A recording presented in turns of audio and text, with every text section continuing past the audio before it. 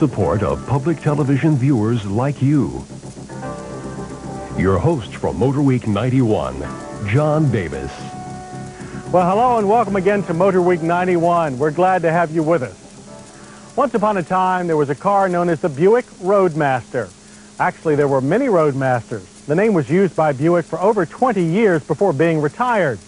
And no matter what car wore the Roadmaster name, you could be sure that it would be big and luxurious. Especially big.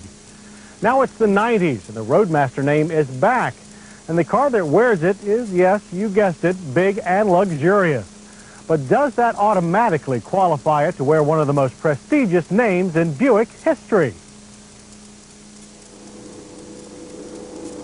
Buick has drawn from familiar sources to introduce us to their new master of the road. They started with the same full-frame platform as the Chevrolet Caprice, but shaved away the Caprice's bulges for a more refined, artful appearance.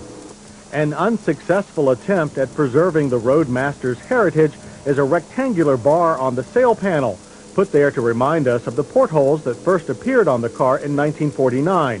Our car had the optional opera light bar.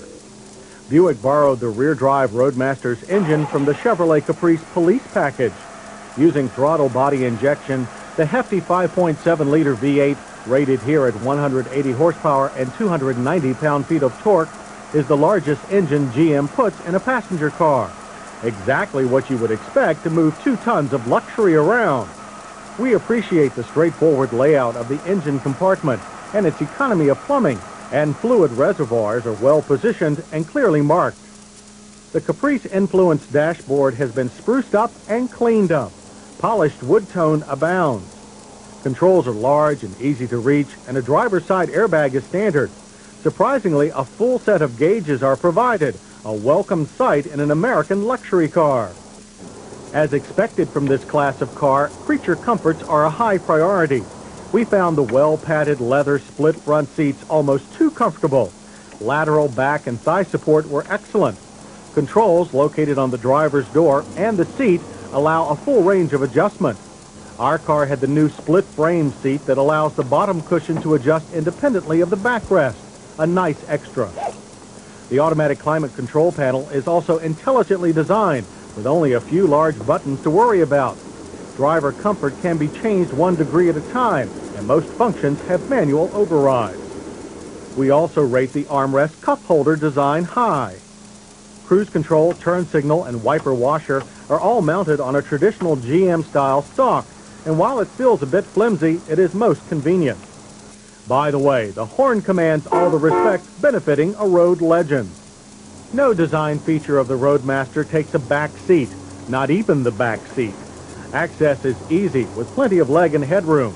Storage pockets, fold-down armrest, and comfortable cushions add to this well-appointed touring car. The trunk opens easily to a spacious 20.4 cubic foot cargo area. However, the compact spare tire does hog an appreciable amount of space, and the extended rear bumper design makes it somewhat difficult to reach into the trunk.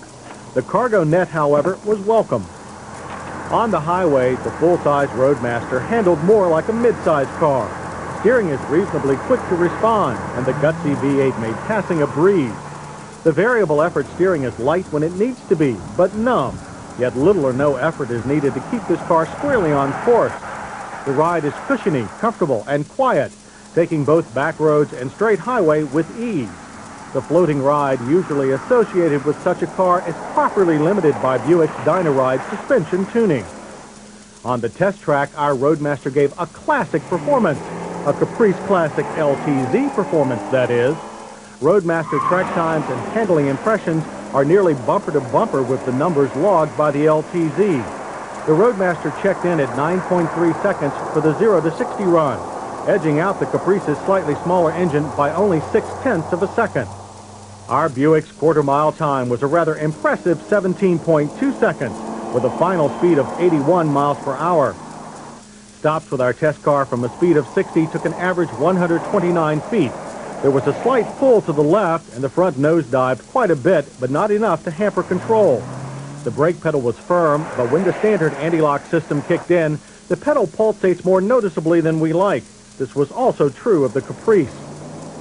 When it comes to price, the Buick Roadmaster is thankfully not just for royalty. It starts at $20,890. Even our $23,245 limited model is thousands less than a comparably equipped front-wheel drive Park Avenue. Without a doubt, the Buick Roadmaster sedan, along with its companion wagon, live up to their historical moniker in sheer size and overstuffed luxury. However, when a big car delivers this much power, usable space, and standard safety, plus returns 20 miles per gallon on our test loop, we know it owes even more to advanced technology. This sequel to the Roadmaster lineage may not dominate the highways like the originals, nor be quite as prestigious, but it is distinctive, and yet another handsome success for Buick.